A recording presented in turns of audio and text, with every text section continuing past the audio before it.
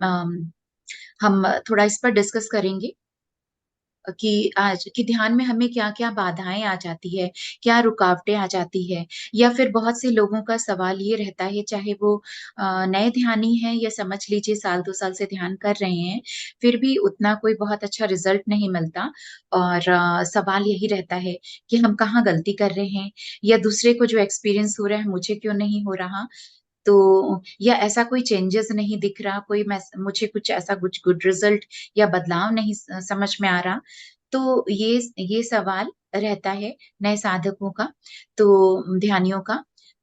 तो आज इस पर थोड़ा-सा हम समझेंगे ब्रीफ में, और उसके बाद हम आनापानासती ध्यान भी करेंगे। तो क्या लगता है, क्या है सबसे बड़ा हमारा बाधा ध्यान में, या कह लीजिए हमारे और ध्यान के बीच में दुश्मन हमारा क्या है? तो चैट बॉक्स में आप लोग लिख सकते हैं, कौन से ऑब्स्टेकल्स आते हैं, या सबसे बड़ा बाधा क्या है ध्यान में? कोई लिख कर भी बता सकते हैं, या समृद्धि जी ने कहा है विचार, थॉट्स, मोनिका जी ने लिखा।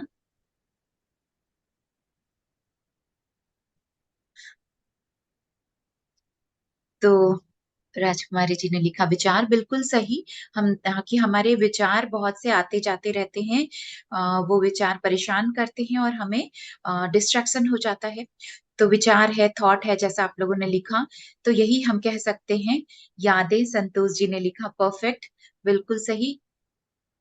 पास्ट की बातें। तो चलिए आज हम समझ रहे हैं कि क्या चीज़ हमें डिस्ट्रैक्ट करता है। तो आज इसको थोड़ा और हम समझेंगे कि हाँ, हमारा मन में ही तो वो हम कहते हैं ना मंकी माइंड, एक दिन में 60,000 से 70,000 विचार आ रहे हैं। मंकी माइंड उसी वक़्त वो सारा उछल-कूद मचाना शुरू हो जाता है, जब हम ध्यान कर रहे हैं, आँखें बंद करते हैं।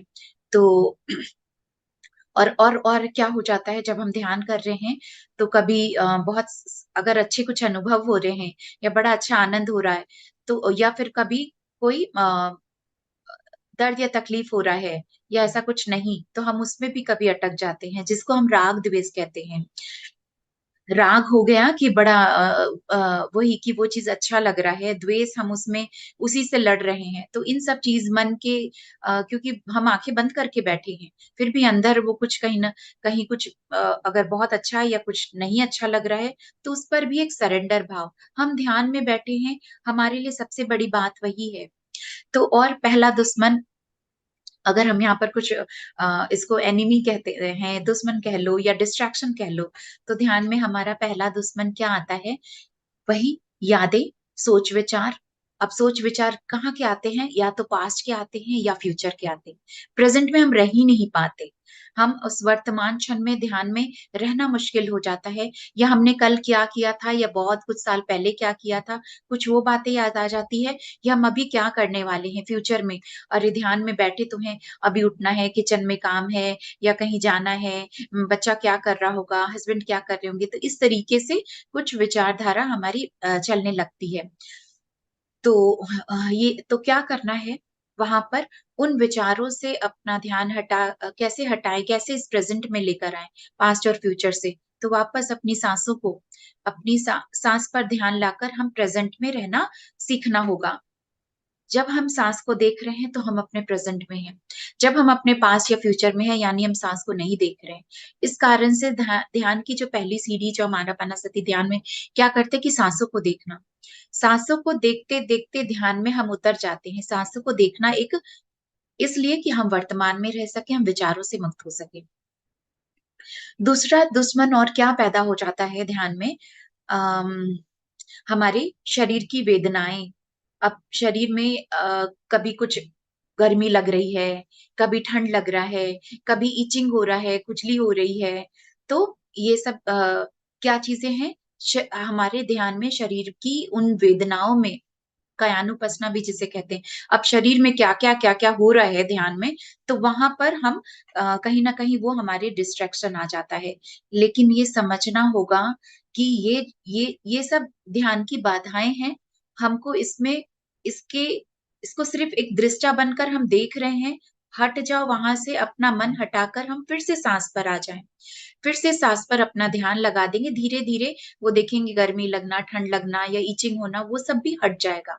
तो इसको अपना शत्रु समझना है, तो शत्रु को हराना है, हमको अपने शत्रु को हराना है। जो पहला क्या था कि सोच विचार पास्ट के और फ्यूचर के आते रहते, इसको हमको हटाकर अपने प्रेजेंट में आना है। प्रेजेंट में लाने के लिए हम सांस को देखते हैं। दूसरा वही शरीर में कहाँ पर दर्द तकलीफ ये सब, और कहीं ना कहीं हम सोच रहे हैं दर्द तकलीफ है भी तो कुछ ना कुछ वो हमारा हीलिंग प्रोसेस चल रहा है, वो एनर्जी अपना काम कर रही है, और वो हमको कहीं ना कहीं, और दूसरा दूसरा कि वो हमको ध्यान में वो कहीं ना कहीं वो हमारा दुश्मन बनकर बाधाएं हैं, तो हमको इस पर नहीं ध्यान देना है। सवाल जवाब मैं लास्ट में लूंगी। तीसरा तीसरा दुश्मन एक बहुत बड़ा दुश्मन है ध्यान में। चाहे ध्यान में कह लो, आपके लाइफ में कुछ भी प्रोग्रेस आप कुछ करना चाहते, कुछ डेवलपमेंट करना चाहते, कुछ नया सीखने चाहते हो, तो वो एक सबसे बड़ा दुश्मन है। हर चीज के लिए वो आ जाता है, और ध्यान के लिए भी बहुत बड़ा दुश्मन है। तो वो क्या है? तो वो है आलस। आलस से हमारा लेजीनेस, है ना। बहुत हम कुछ अच्छा हम सोचते हैं, चलो हेल्थ के लिए भी सोचते हैं कि सुबह सुबह उठेंगे, वॉक पे जाएंगे या कुछ वर्कआउट करेंगे। फिर सुबह क्या होता है, अलार्म भी हमने सेट किया, मेडिटेशन का ही सोच लिया कि हम सुबह उठेंगे ब्रह्म मुहूर्त का ध्यान करेंगे। अलार्म बजता है, और वही चीज जिस चीज के लिए भी हमने सोचा, सोचते हैं अच्छा छोड़ो आज अलार्म ऑफ करते हैं, कल से पक्का करेंगे। तो वो फिर कल कभी आता नहीं। तो कहीं ना कहीं वो हमारा लेजीनेस हमको रोकने लगता है। ध्यान में बैठ भी जाते हैं, कभी सोचते हैं आज तो 1 घंटा बैठ के ध्यान करेंगे, लेकिन 10 मिनट 15 मिनट के अंदर होते होते फिर वो लगता है कि छोड़ो ना, इतना देर हो गया बहुत। तो यहाँ पर तो ये हमारा जो लेजीनेस है, ये बहुत बड़ा दुश्मन। ध्यान में बैठने के बाद भी बहुत अच्छे से कंफर्ट जोन में चाहिए, खूब अच्छे से सहारा वारा ले करके बेड पे और पलंग से तकिया वकिया लगा करके फिर बैठेंगे ध्यान करने, तो इतने कंफर्ट जोन में आ जाते हैं ध्यान करने से पहले, अपने आप को इतना उसमें लाते हैं कि होता क्या है, फिर वो शरीर झुकने लगता है, नींद सी आने लगती है, इतने आराम में है कि हम नींद में जाने लगते हैं, क्योंकि हम आंख बंद कर लिए, हम कुछ नहीं कर रहे हैं, हम मन को बोर कर रहे हैं, तो कहीं ना कहीं मन को कुछ मजा नहीं दे रहे हैं, तो फिर वो नींद में ले जाता है। तो जब हम अपने आपको जिसको ध्यान में लगता है कि नींद आ जाती है, तो अपने आप को उस कंफर्ट जोन से हटाएं। तो इस और लेजीनेस को हराना है, इस दुश्मन को तो सबसे पहले हराना है। 4-5 दिन हफ्ता भर अगर इस दुश्मन से लड़ाई कर लिए लेजीनेस से, फिर वो हार गया। उसके बाद आपकी आदत आ जाएगी, आपके हैबिट में आपके नेचर में आने लग जाएगा। चौथा और एक दुश्मन क्या है? मन भटकना। यहाँ पर भी जो मन भटकता है अगेन, वो भी पहले की कोई बातों में, पहले की किसी बात में चला गया मन, अब वो वहां से वहीं पर अटक गया। वहां से क्या हुआ था, ऐसे हुआ था, वो हुआ था, उसने ऐसा कहा था, या फिर किसी तरह का कोई गिल्ट, मुझसे कोई गलती हो गई थी, कुछ पछतावा है, उन सब में कोई एक जगह जाकर के विचार अटक गया, और उसी में रह गए। अब उसी में उदासी आ गई है, उसी में अब तो कहाँ से ध्यान में मन लगेगा, वही वही कोई एक विचार में अटक गया जाकर के। तो वो भी उस मन के भटकाने को रोकना पड़ेगा। अगेन क्या करने, प्रेजेंट के लिए हम सांस को देखने लग जाते हैं, आती जाती सांसों को जहां आप देख रहे हैं आप प्रेजेंट में हैं। तो इसलिए भगवान गौतम बुद्ध भी यही कहते थे, एक बार में एक चीज चलती है, या सांसों का ध्यान या मन विचार। तो और पांचवा दुश्मन हम इसको कह सकते हैं हमारा डाउट, संदेह। अब संदेह क्या, अ, इतने समय से तो ध्यान कर रहे हैं, मेडिटेशन में बैठे हैं, कुछ तो हो नहीं रहा, कुछ तो मिल नहीं रहा। लोग ठीक ही बोलते हैं, ये सब ना कोई साधु संतों का काम है, या बुढ़ापे में बूढ़े लोग करते हैं। तो अभी मेरा समय नहीं आया, जब बुढ़ापा आएगा, तब जब कुछ करने को नहीं रहेगा उस समय ध्यान करेंगे, कुछ आनी जानी नहीं है। तो इस तरह के डाउट अगर आता है, तो वो भी, कल किसने देखा है, कब कब हम ये शरीर छोड़कर चले जाएंगे, कब इसका काम पूरा हो जाएगा। तो वो सब चीजें नहीं, और कोई नहीं, जितना बचपन से करें, 5 साल के बच्चे भी अगर ध्यान में बैठते हैं, तो और जीवन उसका पूरा और सुंदर हो जाता है, और हर चीजें यूनिवर्स हेल्प करता है। तो अगर जब जागो तब सवेरा, अगर हम इस उम्र में, जिस भी उम्र में हमें ध्यान मिला है, तो बहुत सौभाग्यता समझें। और किसी तरह का कोई डाउट नहीं। बहुत सारा डाउट आ जाता है हमको, कुछ होगा, फायदा होगा, किस फायदे के लिए आप ध्यान कर रहे हैं? कौन से बेनिफिट सोच करके ध्यान कर रहे हैं? हर काम में बेनिफिट नहीं सोचना है। जो बस ध्यान कर रहे हैं अपनी आत्मा के लिए, अपने जीवन के इस पर्पस को के लिए, अपने आप रिजल्ट मिलेगा। बहुत सारे रिजल्ट जो आपको पता नहीं चल रहा है, कितने सारे पास्ट कार्मिक अकाउंट जो निगेटिव है वो माइनस हो रहे हैं। वो माइनस होने के बाद आप प्लस में आना शुरू करेंगे। तो हर दिन का ध्यान आपका कुछ ना कुछ नेगेटिव को खत्म कर रहा है। ध्यान की ऊर्जा जो हमें मिल रही है, हमारा जिस तरीके से हम अपना बैंक में रुपए जमा करते हैं, उसी तरह का ये स्पिरिचुअल बैंक अकाउंट है। ये ध्यान की ऊर्जा आपको इस लाइफ में भी हेल्प करेगी, आगे के नेक्स्ट रिइंकार्नेशन में भी हेल्प करेगी। जब आप इस शरीर को छोड़कर जाएंगे तो उस आत्मा को नया कौन सा जन्म लेना है, कौन से शरीर में जाना है, क्या करना है, तो वहां भी हेल्प करती है। तो यही कहते हैं ना कि हम कुछ भी साथ में लेकर नहीं आए हैं, खाली हाथ आए खाली हाथ जाएंगे। लेकिन ये एक जो स्पिरिचुअल इनकम है वो आप जरूर अपने साथ लेकर के जाएंगे। तो इसीलिए आप जो ध्यान कर रहे हैं वो आपको आगे के जीवन में भी काम आएगी, जन्म में भी, और इस जीवन में भी। जब भी कभी मुसीबत में पड़ेंगे, कभी कुछ ऐसा प्रॉब्लम होता है, वो ही हमारे मेडिटेशन की एनर्जी हमको किसी भी रूप में हेल्प करती है। हमारा कुछ बहुत बड़ा, कुछ मेजर एक्सीडेंट होने वाला था, वो कुछ हल्के में टल जाएगा। कुछ बहुत बड़ा नुकसान होने वाला था, हो सकता है होगा हमारे संचित कर्मा प्रारब्ध में, हम काट रहे हैं, लेकिन वो हल्के में होके चले जाता है। तो ये हमें मेडिटेशन हेल्प करती है। तो डाउट कभी नहीं लाना है कि क्या होनी जानी है, कुछ तो नहीं हो रहा। एक और चीज, लोग गलती क्या करते हैं ध्यान में, बार बार ग्रुप चेंज करते हैं। चलो दूसरे ग्रुप में चले जाते हैं, चलो वो दूसरे संस्था ऑर्गेनाइजेशन में चले जाते हैं, शायद वहां कुछ अच्छा मिल जाएगा, चलो देखते हैं वहां पर क्या बताया जा रहा है। तो इस तरह करते करते करते भटकन में ही रह जाते, कभी इस गली में, कभी उस गली में, कभी इस गली में, उस मंजिल में पहुंच ही नहीं रहे। तो वो ठीक है, जरूर इधर उधर थोड़ा थोड़ा स्वाद लीजिए, लेकिन जहां पर अब आपको लगता है कि नहीं, मुझे, मेरी आत्मा को यहाँ पर समझ में आ रहा है, यहाँ से मैं कनेक्ट हो रही हूँ, तो रुक जाइए, ठहर जाइए। अब उसी गली में चलिए, उसी रास्ते को पकड़ लीजिए। जितना आप गली गलियारा बदलते रहेंगे, बस इधर उधर भटक रहे हैं, मंजिल पे नहीं पहुंचेंगे। तो ये आपको खुद को तय करना पड़ेगा। तो ये सब कुछ बाधाएं हैं जो कि हमें सही तरीके से ध्यान का जो हमें यही कह लीजिए कि कुछ फायदा नहीं मिल रहा है या कुछ ऐसा फायदा, आप फायदा नुकसान इसमें नहीं सोचेंगे। फिर से मैं बोलूंगी, दूसरों के एक्सपीरियंस सुन के कभी अपने आप को ये मत सोचिए कि उसको ऐसा हो रहा है तो मुझे नहीं हो रहा, मैं कुछ गलत कर रही हूँ क्या, या मुझे भी होना चाहिए था, आपको बहुत सारे एक्सपीरियंस, ऐसा कुछ नहीं। आप ध्यान में बैठे हैं, वही आपकी, वहां से ही आपकी एनर्जी से आप कनेक्ट हो गए हैं, आपकी ऊर्जा अच्छी हो रही है, आपका किसी बहुत तरीके से आपकी शुद्धि हो रही है। तो ये सारी चीजें हैं। अभी हम और ये सोचें, यहाँ पर एक चीज समझने की बात है, ध्यान जो हम कर रहे हैं, ठीक है, हम अपनी इनकम कर रहे हैं, स्पिरिचुअल इनकम, जो कि, तो वो भी कहीं ना कहीं हम कहाँ खर्च कर दे रहे हैं, कहाँ पर हमारी एनर्जी लॉस हो जा रही है, तो इसको भी थोड़ा सा हम समझेंगे।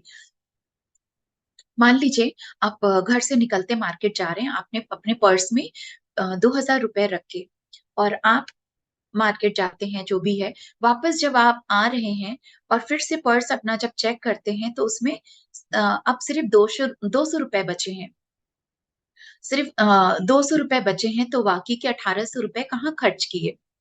तो खर्च हो गया ना, क्योंकि हमने कुछ ना कुछ, कोई सामान मार्केट से गए, कुछ आए गए, जो भी कुछ सामान लिया, खाया पिया, जब लौट रहे हैं तो अब 2,000 बचे, क्योंकि हमने 1,800 खर्च कर दिए। तो उसी तरीके से जब हम मेडिटेशन कर रहे हैं, हमें बहुत अच्छा, अगर सवाल ये आता है कि बहुत अच्छा फायदा, रिजल्ट, बदलाव क्यों नहीं दिख रहा और हम इतने टाइम से कर रहे हैं, तो यहाँ पर आपको ये देखना पड़ेगा, मेडिटेशन करने के बाद आप क्या करते हैं। जब आपने मेडिटेशन किया, शांत रहे, विचार सब कुछ ठीक रहा, बहुत अच्छे से, बहुत अच्छा, 1 घंटा, 1.5 घंटा, दोनों टाइम ध्यान किया है, कुछ भी, अब आपने कहाँ पर उस मेडिटेशन की एनर्जी को खर्च किया, वो अपने आप को आपको चेक करना पड़ेगा। कि मेडिटेशन से उठते ही पहले घर में गेट खोल के, रूम खोल के या रूम खुला हुआ भी था, आप पहले चिल्ला-चिल्ली करते हैं। जब पता नहीं क्या हम मेडिटेशन कर रहे थे, मैं मेडिटेशन में बैठी थी तभी इतना ज़ोर से आवाज़ करना था, किचन का गेट नहीं बंद किया, सीटी की आवाज़, बच्चे की वा आवाज़, हर कुछ तुम लोग इतना ज़ोर-ज़ोर बोल रहे थे तुम तो अब आप घरवालों पे गुस्सा करना शुरू किए हैं या स्टाफ को किचन में जाकर कि अभी तक ये काम नहीं हुआ, वो काम नहीं हुआ। तो इस तरीके से कहीं उठते ही आप अगर दूसरों पे शाउट कर रहे हैं, गुस्सा कर रहे हैं, किसी से फ़ोन पे आ गया, फ़ोन पे बात करके चिल्ला-चिल्ली करते हैं या गुस्सा आ रहा है या कोई गॉसिपिंग करते हैं या तो इस तरीके से अपने आप को चेक करें, टीवी देख रहे हैं, कोई मार-धाड़ की, कुछ वायलेंस वैसी चीज़ें देख रहे हैं, तो वहाँ पर भी अपनी एनर्जी को हम वेस्ट कर दे रहे हैं। और और कहाँ पर दिन भर में वही जो 5 विकार है लोभ, मोह, माया, क्रोध, अहंकार, इन सब चीज़ों में हमको खुद को देखना पड़ेगा, कितना मेरे डिज़ायर है, कितनी लालसा इच्छाएँ हैं, कितना गुस्सा आता है और कितना घमंड है, चाहे अपने स्पिरिचुअलिटी का भी बहुत लोगों को घमंड हो जाता है या पैसे का, धन-दौलत का, सुंदरता का। तो इन सब चीज़ों को चेक करना पड़ेगा कि कहाँ पर घमंड है, कहाँ अहंकार है, कहाँ हम गुस्सा कर रहे हैं। हम मेडिटेशन तो कर रहे हैं, लेकिन उठते के साथ हम कुछ नेगेटिविटी भी कर जाते हैं। तो वहाँ पर हम अपनी ऊर्जा को माइनस कर ले रहे हैं। खान-पीन में चेक करना पड़ेगा, नॉन-वेज खा रहे हैं क्या अभी भी मांसाहारी कर रहे हैं, तो वहाँ पर आप अपनी एनर्जी को वेस्ट कर रहे हैं। और अगर वेजिटेरियन हैं, तो गार्लिक बोला जाता है गार्लिक गार्लिक लहसुन को छोड़ दीजिए। लहसुन जो स्मेली चीज़ होती है, वो हमारी एनर्जी को डाउन कर देती है। तो ये सब चीज़ को चेक करना पड़ेगा मन में, विचार में, वाणी में, खान-पीन में। तो तो आपको वहाँ पर चेक करना पड़ेगा कि कहीं आप अपनी एनर्जी जितना हम कमाई कर रहे हैं ध्यान की और वो हाथों-हाथ हम खर्च भी कर दे रहे हैं क्या? या हम उतना सेव नहीं कर पा रहे, बचत नहीं कर पा रहे उस ऊर्जा की? जैसे यहाँ पर एक एग्ज़ाम्पल मैं दूँगी अ विश्वामित्र जी। विश्वामित्र जी हज़ारों साल वे तप करते हैं, तपस्या करते हैं और उन्होंने बहुत उनकी ऊ ऊर्जा की जो शक्ति है, वो उन्होंने कमा ली। बहुत बलवान बलवान in the body physical body के रूप में नहीं, शक्तिशाली वो ऊर्जा के रूप में और वो पावरफुल बन चुके हैं। इतना ज़्यादा कि अब क्या हो गया इंद्र देवता और बाकी जैसे वो देवता भी डर रहे हैं कि इनमें इतना पावर आ चुका है कि वो ऐसा एक स्वर्ग लोक, इंद्रलोक वो एक और अपने उस पावर शक्ति से बना सकते हैं। तो देवताओं को भी थोड़ा एक डर सा हो गया कि अभी वो आँख खोलेंगे जब और वो क्या करेंगे उस शक्ति से, उस पावर से और कहीं मतलब एक अलग वो सब बन जाए तो मुझे कौन पूछेगा? तो उनके ध्यान को भंग करने के लिए मेनका को भेजा गया, सभी जानते हैं इस बात को। तो जब और भेजा गया, एक सुंदर स्त्री उनके सामने नृत्य कर रही है, इस तरीके से ध्यान भंग किया गया और जब वो उन आँख खोलकर देखते हैं इतनी सुंदर स्त्री, तो वे उसको बोलते हैं कि मेरे से शादी करो। तो उसने क्या शर्त रखी? उसने शर्त रखी कि ठीक है, मैं आपसे शादी करूँगी, क्योंकि हालाँकि उसको तो भेजा ही गया था इसी चीज़ के लिए। तो शर्त ये था आपको मेरी हर इच्छा पूरी करनी होगी। जिस दिन आपने मेरी इच्छा पूरी नहीं की, उसी दिन मैं आपको छोड़कर चली जाऊँगी। तो उन्होंने कहा कि ठीक है, मैं तुम्हारी हर इच्छा पूरी करूँगा, क्योंकि वो अब एक अलग ही उनमें इतनी शक्ति आ चुकी थी, हर कुछ वो मुमकिन था उनके लिए। तो उन्होंने वो शादी की, उनके साथ रह रहे हैं और अब इनको यहाँ पर क्या था मेनका को भी उनकी ऊर्जा खर्च करानी थी। तो वे कुछ न कुछ ऐसा वो डिमांड रखती कि आज मुझे तुरंत अभी उस पहाड़ पे ले चलो, उस वहाँ पे जाना है, गर्मी के सीज़न में वैसा कुछ कि वो फल खाना है जो ठंडी में मिलती है, ठंड के समय गर्मी वाली चीज़। तो ऐसा-ऐसा जो कि बहुत अम, कि वो थोड़ा पॉसिबल नहीं है। फिर भी वे जो विश्वामित्र जी हैं, उनको इतनी शक्ति, इतना पावर, इतना वो था कि वो उनको इंस्टेंटली ही वो चीज़ को जैसे कि उन्होंने विश किया, अपना जो भी मंत्र किया, ध्यान किया और वे तुरंत उसको ला उनकी ऊर्जा खर्च होती जा रही है, होती जा रही है। फिर एक समय आया कि जब भी वो कहती है कि आज तो बड़ा सुंदर मौसम है, मुझे उस पहाड़ पर अभी तुरंत उड़ा करके लेके चलो। और होता क्या है जैसे ही वो उसको पकड़ते और हाथ ऊँचा करते हैं कि वो लेकर के जाएँ उसको तो होता क्या है कि जैसे ही वो उड़ने को उड़ान भरने की कोशिश करते हैं, लेकिन होता क्या है, वो नहीं कर पाते हैं, क्योंकि अब उनका पावर, उनकी एनर्जी पूरी खर्च हो चुकी है। जो स्पिरिचुअल पावर था, जो इनकम था, वो खत्म हो चुका है। अब वो नहीं उसको लेकर के उसकी इच्छा पूरी नहीं कर पाते हैं, और अब वो समझ जाती है इनका अब वो खत्म, तो वो कहती है आप मेरी इच्छा पूरी नहीं कर पाए, और शर्त के अनुसार मैं अब जा रही हूँ आपको छोड़कर। तो वो चली जाती है, और अब बहुत दुखी होते हैं वो, बहुत और फिर अब उनको समझ में आ जाता है, फिर उनको पता चलता है कि ये सारा इस तरीके से मेरी एनर्जी को खत्म करने के लिए सारी प्लानिंग थी। फिर से बैठते हैं ध्यान में, फिर से सालों तपस्या ध्यान साधना करके वे वापस फिर एक इस तरीके से बनते हैं। तो यहाँ पर हम क्या समझे कि किस तरीके से एनर्जी खत्म हो जाती है हमारी, और ये जो हमारे ध्यान में बाधाएं हैं, हमें उससे अपने आप को, अपने उन शत्रु को लड़ना है, हराना है, और अपने प्रेजेंट में रहना है। ध्यान हम सांसों का कर रहे हैं, क्या फायदा मिला नहीं मिला इन सब को भूल जाइए, और बस डेली मेडिटेशन कर रहे हैं, हम अपनी स्पिरिचुअल ग्रोथ कर रहे हैं, उस स्पिरिचुअल एनर्जी सेविंग कर रहे हैं। वो हमें इस जन्म में भी हेल्प करेगी, आगे के नेक्स्ट इनकारनेशन में भी हेल्प करेगी। साथ ही साथ जैसे मेरे इनर जर्नी ग्रुप में भी आज कल किसी ने सवाल किया था, यही यही बात, इसी कारण से आज मैं ये टॉपिक भी डिस्कस कर रही हूँ कि साल भर से ध्यान कर रहे हैं, ऐसा कुछ नहीं मिल रहा रिजल्ट। तो वही चीज कि ये सारी बाधाएं तो हैं ही, शत्रु हैं जिसे हमें समझना है, और उनसे लड़ते हुए अपने आप को इस चीज पर टिके रहना है, सांसों का ध्यान करना है, जीतना है, और कोई संदेह डाउट भी नहीं। लेकिन साथ ही साथ एक चीज और है, जो कि श्री महर्षि पतंजलि के जो महर्षि पतंजलि जी ने हमें अष्टांग योग दिया, अष्टांग योग के बारे में बताया, और इसको मैं आज नहीं डिस्कस करूंगी, फिर कभी अगले सेशन में। लेकिन जस्ट शॉर्ट में ये, क्योंकि हमारा ध्यान का भी समय हो रहा है, उसमें 8 जो अंग बताया गया, वो 8 अंग अंग में क्या बताया गया, यम, नियम, आसन, प्राणायाम, प्रत्याहार, धारणा, ध्यान और समाधि, ये 8 अंग उन्होंने बताया जब हमें। तो हम क्या देख रहे हैं कि इसमें जो ध्यान है, ध्यान 7वीं सीढ़ी पर आता है, जो हमें, अच्छा अब आप ये सोचिए, आप कहीं पर भी चढ़ रहे हैं, तो सीढ़ी स्टेप बाय स्टेप चढ़ेंगे तब ऊपर पहुंचेंगे ना। अब हम सोचेंगे एक जंप में मार के हम सीधा पूरा ऊपर, एकदम ऊपर वाले में चढ़ जाएं, तो क्या होगा, गिर सकते हैं, पहुंच नहीं पाएंगे, ऐसा कुछ हो सकता है ना। तो इसीलिए स्टेप बाय स्टेप चढ़ेंगे, चाहे किसी भी काम में। तो अगर हम सोच रहे हैं, आज आए हैं स्पिरिचुअलिटी में जुड़े और सोचते हैं बस आज हम निर्वाणा को प्राप्त कर लें, आज ही हम एकदम समाधि घटित कर लें, तो वो नहीं हो सकता। आपको स्टेप बाय स्टेप इस चीज में आगे जाना होगा, चाहे वो आपका कोई तरह का बिजनेस भी आप स्टार्ट कर रहे हो, कुछ भी कर रहे हो, तो आप ध्यान में भी आए, स्पिरिचुअलिटी में आए, तो आपको यम, नियम, आसन, प्राणायाम, प्रत्याहार, धारणा, ये सब चीज को भी लाना पड़ेगा, जो कि हम लोग अष्टांग में नेक्स्ट क्लास में, नेक्स्ट सेशन में समझेंगे।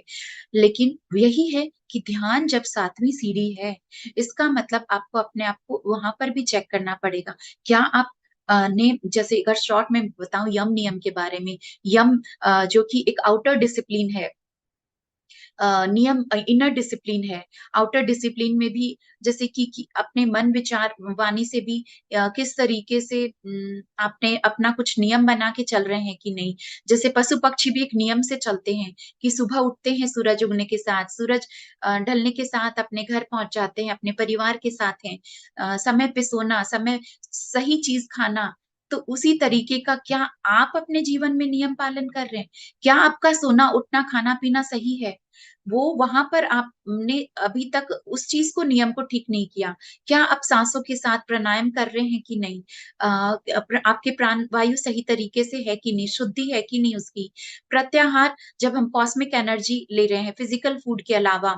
धारणा, जब आप, यहाँ पे आसन भी है, तो आसन वही चीज है कि आप सही तरीके से बैठना, स्थिरता में अपने आप को लाना जानते हैं कि नहीं, आप स्थिर सुखासन में बैठ सकते हैं कि नहीं, कुछ देर अपने साथ, कोई मन विचार के हलचल नहीं, कोई शरीर का हलचल नहीं, शांत होकर के अपने साथ बैठना, तब जाकर धारणा की वो एनर्जी को बाहर की तरफ गति नहीं करके अंदर की तरफ गति कर रहे हैं।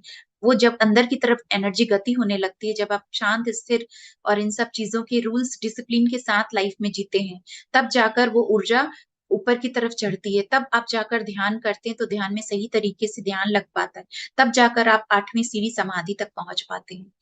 तो ये सब चीज़ें हम क्लास 10 में जाना है तो 1, 2, 3, 4 की 5 सबकी पढ़ाई करते हुए हम आगे 10 में जाएँगे। तो इसी इसी यही चीज़ है कि सही तरीके से अपने लाइफ को डिसिप्लिन में लाना है, हर एक चीज़ का नियम कानून पालन करना है, तब जाकर हम ध्यान और समाधि तक पहुँचेंगे। तो आज के लिए इतना ही। आई थिंक क्लियर हुआ होगा कि अगर कहीं पर ऑब्स्टिकल्स आ रहे हैं तो वो क्या है, कैसे उसे हमें फाइट करना है, कैसे अपने ध्यान में और गहरे में हम उतर सकते हैं। तो ठीक है फ्रेंड।